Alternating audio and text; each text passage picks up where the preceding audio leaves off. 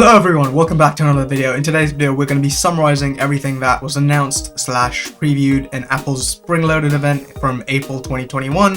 Firstly, let's talk about those new iMacs. They come in pretty much every color of the rainbow. You've got red, orange, yellow, a greeny blue, a darker blue, purple, and then also just the regular silver. Basically they come in a lot of colors and they're all powered by the Apple Silicon M1 chip that's used in last year's Mac Mini, MacBook Pro and MacBook Air, and they've managed to make the iMacs this year really thin. They're supposed to be like 11mm, which is why actually the headphone jack is on the side, because the headphone jack can't go through all the way because that's how thin they are. I've seen a lot of people online say that they look ugly because of the big chin on the bottom where all the internals for the computer go and the rest of the chassis is for cooling and optimizing performance. But I don't personally think they look that ugly with the big chin at the bottom. Maybe it's because of the colors. I think the colors definitely do help in the aesthetics because of the big chin. But I really don't think the new iMacs, especially the smaller versions that have been previewed so far, look ugly with the chin at the bottom. But let me know what you think in the comments. For these new iMacs, they have also redesigned the keyboard and the Magic Mouse,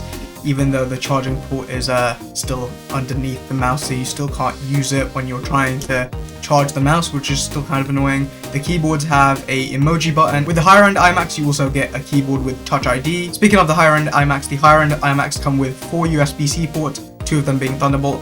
But on the lower end models, you only have 2 USB-C ports.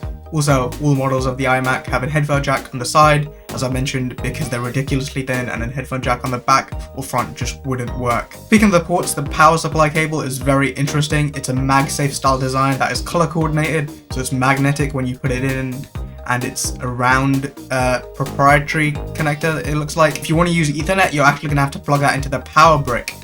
So that's going to make cable management very easy with these new iMacs, because considering if you just use some peripherals such as headphones, the Magic Mouse and the keyboard, you're pretty much going to have no wires connecting anything, because Ethernet comes with the same cable from the power, so you're going to have very little cables to manage, and it's going to make cable management very easy, especially if you use all of Apple's peripherals. And that's just going to make for a very clean looking setup if you decide to go with one of these iMacs, and then also Apple's peripherals that are all pretty much wireless too. We already know that the Apple Silicon M1 chip performs ridiculously well, and with this iMac, it's just ridiculously thin. I can't get over how thin it is.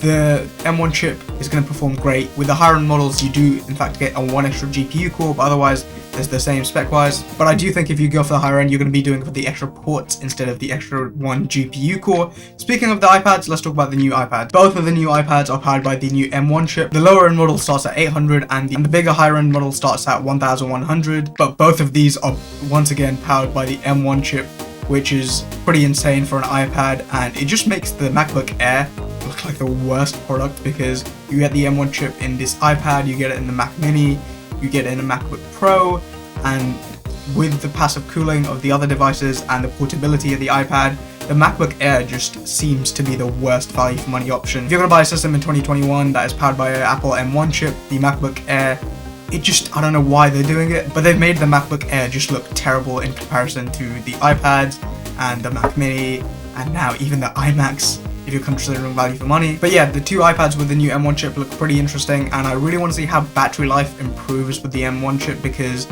I think more than performance, with the iPad OS especially, I think battery life is going to be a huge thing when it comes to the M1 iPads. Also, Thunderbolt, now on iPads. The bigger iPad also does have a mini LEDs display with 10,000 LEDs or something like that. It's just a lot of tiny little LEDs, but it's supposed to have XDR, which is like supposed to be better than HDR, which they can say technically because it's over 1000 nits, but we'll see how that is in real life. Hello, if you've got to this point in the video, please consider subscribing to the channel. I'm trying to get to 100,000. We're currently on 1.6. It is April. Anyway, subscribe, it's free if you want to do that. Anyway, back to the video.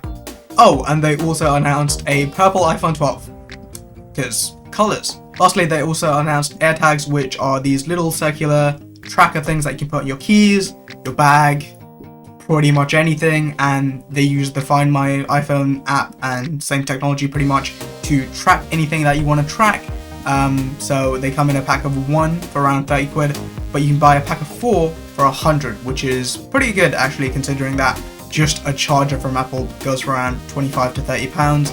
and these have replaceable batteries, which is insane. They're just like those small circular batteries that you put in watches or some calculators. The point is you can replace them by yourself and you don't need to go to an Apple shop if the battery on one of them dies. So that's pretty much everything from the Apple spring-loaded Spring 2021 event. I made this video as short as possible to like summarize everything down as short as possible. But personally, I'm most excited to see how thin those iMacs really are, because they look crazy. Because like historically iMacs have kind of been wide at the back, and these are just, it's an iPad on a stand basically. Anyway, I will see you Monday. Thank you very much for watching. Until then, drink some water and I will see you on Monday.